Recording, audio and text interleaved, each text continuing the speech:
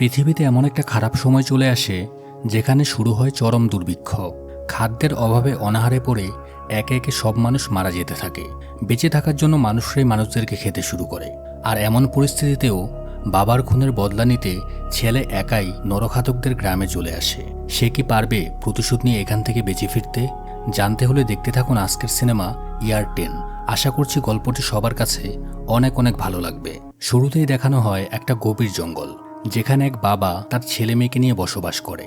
চারদিকে খাদ্য সংকট থাকায় তারা শিকার করে কোনো রকমে তাদের পেট চালায়। তারা তাদের ঘরবাড়ির চারপাশে গাছের ডালপালা জুড়ে দিয়েছে, যাতে কেউ তাদের খুঁজে না পায়। এবং সেখানে জনের বোন আহত অবস্থায় শুয়েছিল। তার শরীরে মারাত্মক জখম ছিল। জন তার বোনকে ওষুধ খাইয়ে দেয়। তারপর রাতে তারা ঘুমিয়ে পড়ে। পরদিন সকালে জনের ঘুম ভাঙলে প্রকৃতির ডাকে সাড়া দেওয়ার জন্য সে ঘরের বাইরে চলে আসে। তখন সে পেছন থেকে কিছু মানুষের শব্দ শুনতে পায়, যারা কিনা নরখাদক, এবং তাদেরকে দেখা মাত্রই সে দৌড়ে ঘরে চলে আসে। ভিতরে গিয়ে সে দেখতে পায় নরখাদকের দলটা তাদের দিকেই আসছে। জনের বাবা তখন ঘুম থেকে উঠে বসে। তারা দ্রুত তাদের প্রয়োজনীয় জিনিসপত্র গুছিয়ে নিয়ে ঘরের পেছন দিক দিয়ে বাইরে চলে আসে।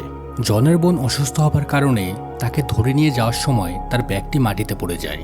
কোনো উপায় না থাকায় তাদের বাবা দুজনকে সেপটিক ট্যাঙ্কের মধ্যে লুকিয়ে রাখে।